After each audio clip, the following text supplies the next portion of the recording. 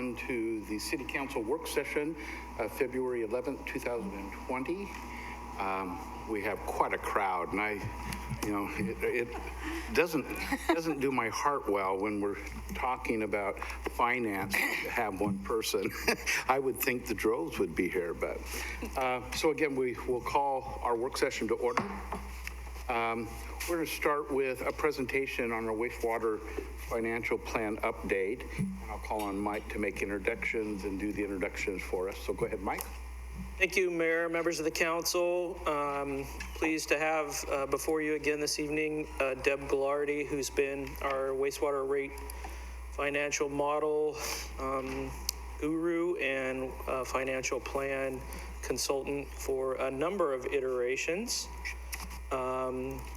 Since the adoption of our current master plan in 2010, we've done every other year reviews of the financial model, and so we're back in front of you with the 1920 iteration of the model update, financial plan update, and certainly if necessary and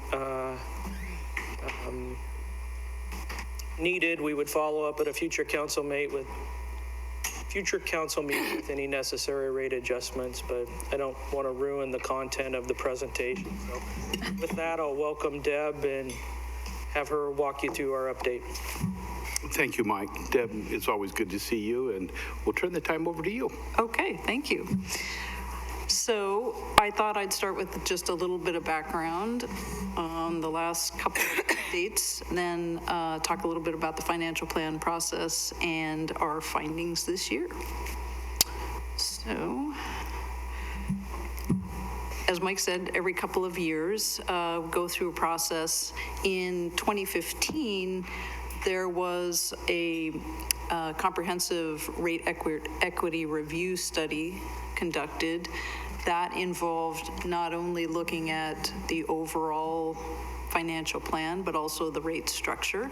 And we made some pretty significant changes as a result of that, which you transitioned in over a 4-year period. So that has been fully transitioned.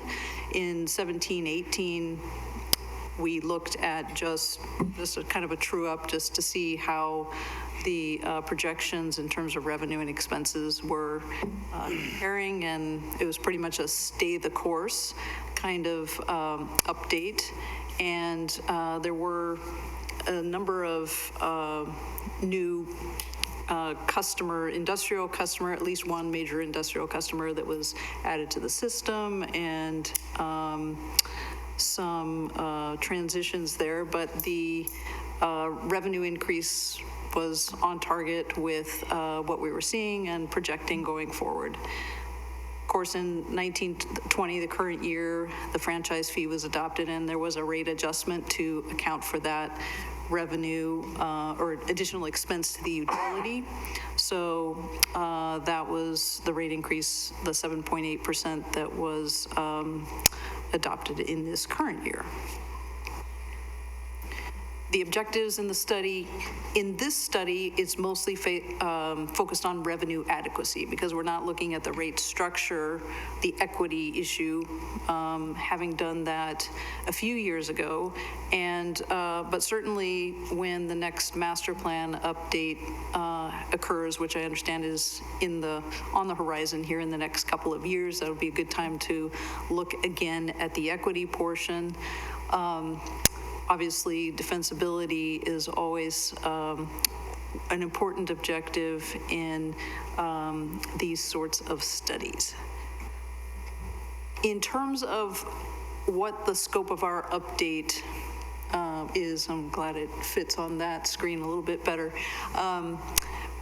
Basically, we're doing a cash flow projections over a long period of time, because of the capital planning is also over a long period of time. And so we want to make sure, because the capital expenditures are sort of lumpy, where you invest, might have a spike, and we'll look at the projected CIP in a minute, but 10 to 20-year projections. We start with looking at what the sources of funds are, so both what you have on hand currently, what we're projecting in terms of user charges based on growth in accounts and current usage per account. You charge based on volume, so we're always concerned about what's happening with the volume trend, which has been down in terms of more water conservation and things. Interest income, SDC revenue, most of the revenue comes from the user fees. It's an enterprise fund, so it covers the expenses. So the operating expenses include personnel, electricity, chemicals, and contract services. We project those out, as well as the capital improvement plan. No debt service in your case, all cash funded.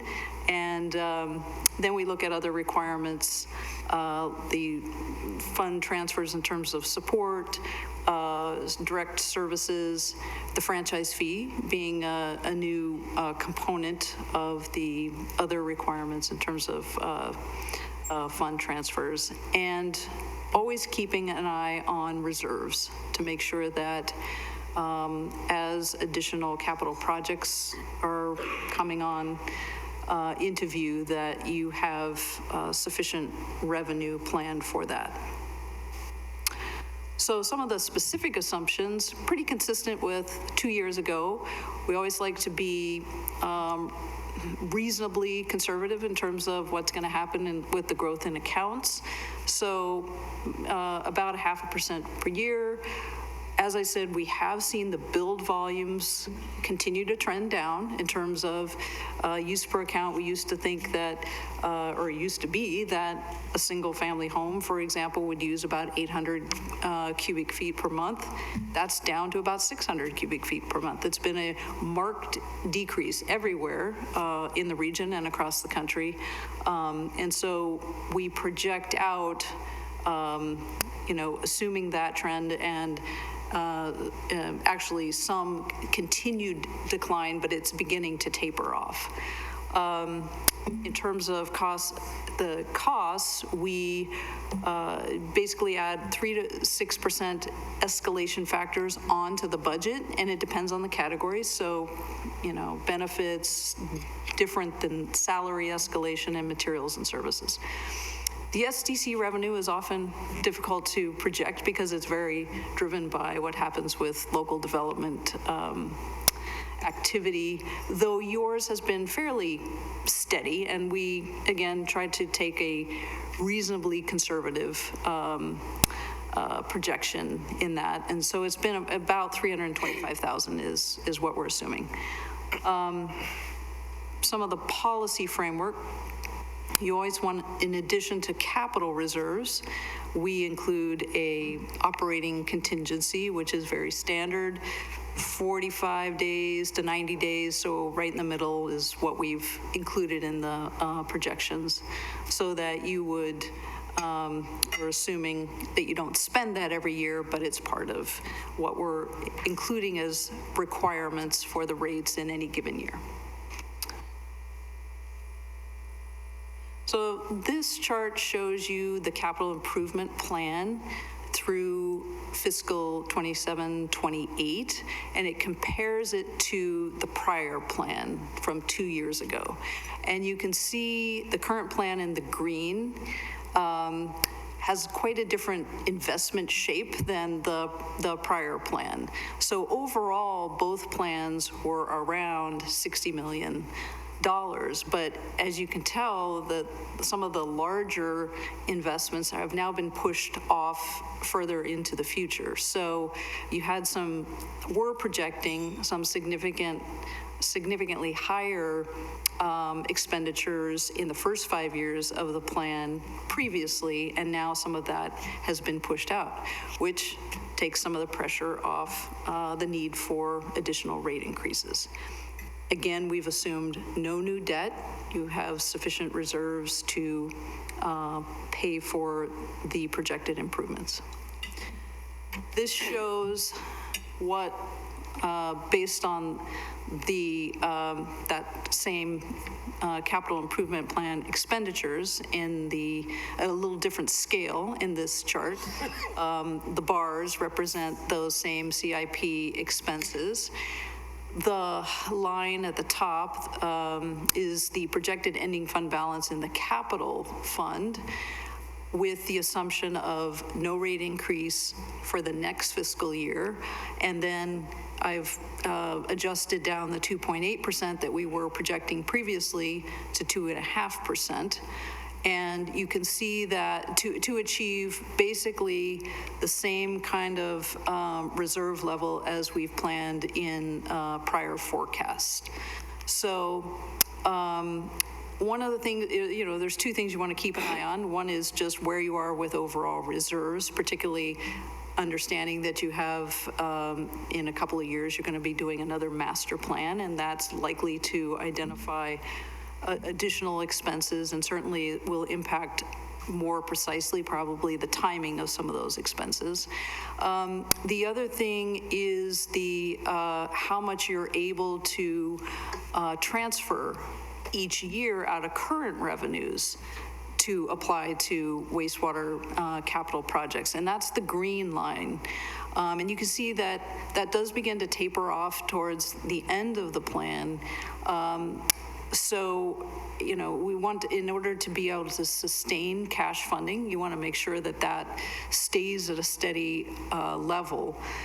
But at this point, it's far out that it starts to take a little bit of a dip. And so it's just something to keep an eye on in the next couple of years, and will be impacted by how revenues, customer growth, and usage per account continues, as well as growth in operation and maintenance expenses. Because basically it's that green line represents total revenue projected less what you would be spending on operation and maintenance. The rest is available to fund capital. So a summary of why I can sit here tonight and suggest that you don't need a rate increase perhaps this next year. What has put downward pressure on the required revenue increase is there has been steady customer growth, industrial growth, and the change in the rate structure. So you now have a rate structure that's based on the strength of the wastewater. We made some estimates about which customers would fall into which strength class, and they are significantly higher rates as you get into higher rate classes. And it's based on the sampled wastewater. And as it turns out, there's been a greater proportion of the flow that has been in those higher strength classes. So that has generated additional revenue than we had projected, because one was a new customer. We really didn't have much history there. And it's always good to be a little bit conservative on the revenue projection side. So happy to say that those revenues came in stronger than we projected. Customer growth has continued at a moderate rate. And of course, the big thing, as I showed, was the delay in the capital improvements. So even in the short term, there has been slightly lower capital spending. And that has a ripple effect in that reserve continues to earn interest, and interest rates have been a little stronger, so you've actually realized some real earnings on that. So a number of very positive factors contributing to the financial situation looking even stronger than it was projected to be. Of course, there's always upward pressure on the rates as well. The continued reduction in use per account, the conservation, low flow fixtures, which also impact the sewer system. This plan does include some additional staffing costs. So in addition to just escalating based on the budget, worked with Mike to identify where would there be potentially new staff needed to, in terms of the personnel. We, franchise fee new in this plan compared to 2 years ago, but you've already made the adjustment in there for that and had the additional rate increase this year. You continue, like any other utility, very capital-intensive service, to have significant improvements on the horizon. They're just not as immediate as we had projected previously. So all in all, a very favorable financial plan and situation. Recommendations are, don't necessarily need to have a rate increase. Understand that you had a larger rate increase than was planned this last year with the franchise fees, so it would be an opportunity to take a pass 1 year.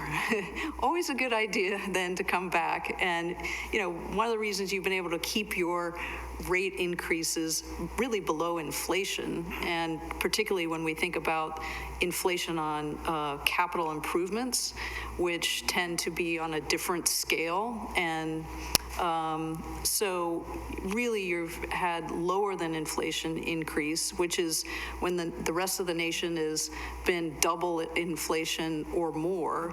You have been performing very well. And, you know, part of that is that you have every year made adjustments as needed, rather than taking a few years off and then coming back to it. If you stick with it, then you can continue to keep those rate increases at a minimum. Good to continue to monitor every couple of years, and certainly as the master plan work can inform the capital improvements, then it'll be a good time to do another comprehensive update.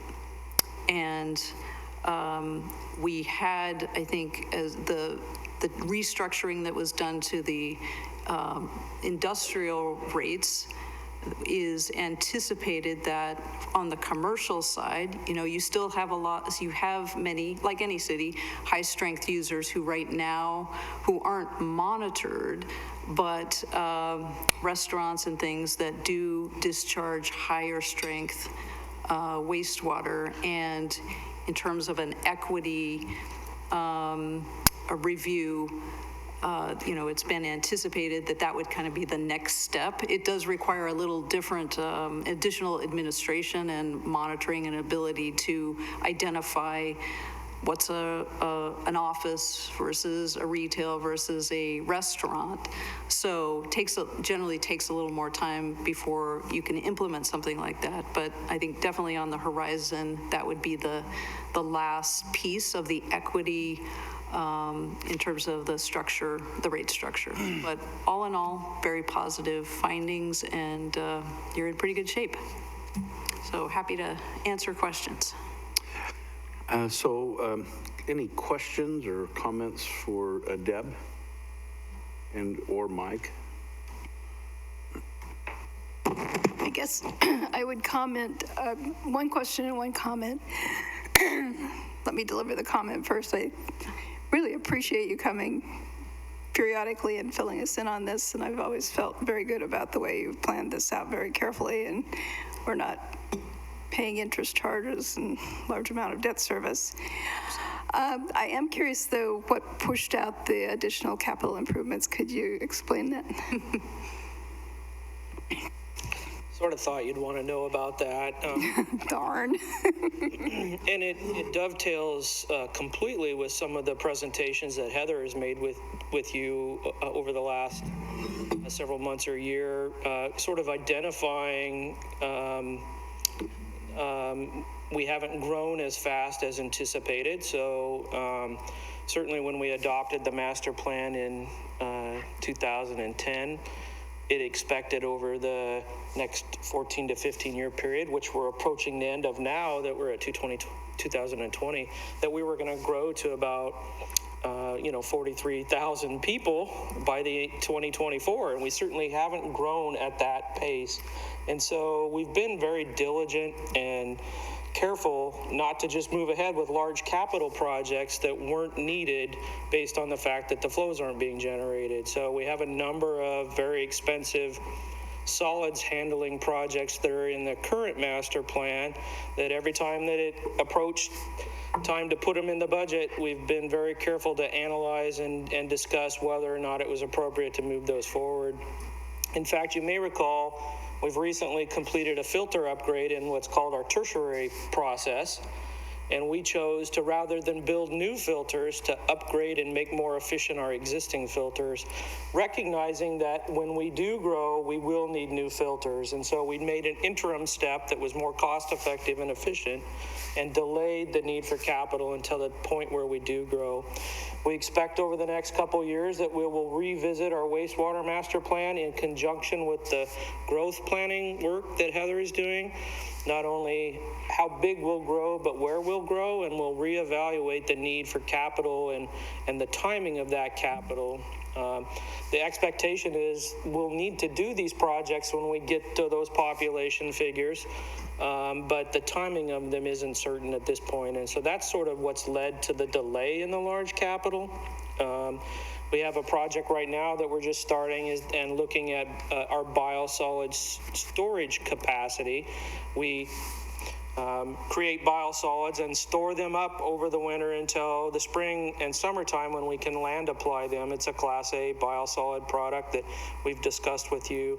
We're reaching capacity in our existing storage tank, and so one method would be build a new tank. But we're looking at, can we make our processes more efficient? Perhaps remove some of the liquid part of that biosolids product and buy us some time. And so we're starting those discussions with our wastewater consultants to make sure that the investments we are making are improving efficiency, as well as making sure they're timely. The worst thing you can do is overbuild the system and have it sit not used, and then when the time comes to need it, it's aged, and you need to be investing in maintenance that isn't necessary. So those have been some of the drivers on the delay in capital. Thank you, Mike. I appreciate it. And I genuinely appreciate the information tonight. Other questions? You know, Mike, as we look at capacity on the west side, how close are we getting at flow capacity in the sewer lines? Are we doing periodic upgrades and replacements there? I know from time to time I see, you know, we have projects that are, especially the leakage piece, but could you update us a little on that? Yeah, so that's sort of a two-part question. When we planned for full build-out in the current plan, we identified those areas where we needed to upsize pipes to handle flow based on flow generated by residential development, anticipating that we were going to continue to remove inflow and infiltration out of the system. So it was a sort of two-step process. The pipe's got to be big enough to handle the generated flow, and we're going to do our best to remove unwanted groundwater and rainwater out of the system. And so we've invested a significant amount of time into removing inflow and infiltration out of the system. You may recall our plan actually anticipated we'd take out 35% of that rainwater and groundwater out of the system, and that helped limit the amount of plant capacity that was needed to be built. I expect as part of the master plan, we'll revisit how we've done over that essentially 10-year period. Our plan does have another $20 million in it over the next 10 years, continuing to address those pipes that are leaking. And interestingly, around rates, and Deb and I talked about this briefly last week, our rate structure is built on a base charge and a volume charge. And the base charge has really over time been reflecting those investments we've had to make to address I&I. And so there's an opportunity for us to visit and see what progress we've made on I&I, and then make sure that the base rate, the amount of money that everybody has to pay because it's not based on the volume you generate, is set appropriately. So that's the other equity piece I expect we'll touch on as we update a master plan and our flow models, look at capital needs, and then look at how those needs are paid for. Thank you. you know, from my perspective, over the years of just watching us in this arena, I just appreciate so much that we had that long visioning where we're looking at the 10 to 20, because then you can make the little tweaks that don't hit the pocketbook so hard, knowing that at some point, historically, this is where we need to go. And so I feel really personally satisfied to look at how we're doing this process. I know, and I've told this story many times, when we moved into McMinnville, I was so happy to look at the electric rates and the water rates, and then I was taken back to look at the wastewater rates, and I says, man, something's wrong here, you know, coming from Portland where everything was kind of the opposite. But I, over the years, and as I understand the strategy, have come to really appreciate that approach. And, you know, as we continue to grow, you know, the filtration systems and the things that we need to do, we've got capacity for years and years and years, which I think when you look that way at it, it's a much more cost-effective way to do. You buy land early, and then you don't have to wait until you have to expand, and then they know you're going to need to expand out in that area, and the price of land goes up. And so I think we've got some real economies of scale from that perspective. For sure. Any other questions, comments? Well, thank you for the thorough job, Deb, and, You're welcome. and all Thank that you. you do. And again, it makes what could be complicated very easy to understand. So thank you. And Mike, thanks. So thank the crew out there. We appreciate the hard work that continues to go. And, you know, when we don't hear anything, that's a good thing. And we haven't heard much for a long time. So thank you. Thanks, Deb. That concludes our work session this evening, so I'll go ahead and close that. It gives us about a half an hour before our regular council session.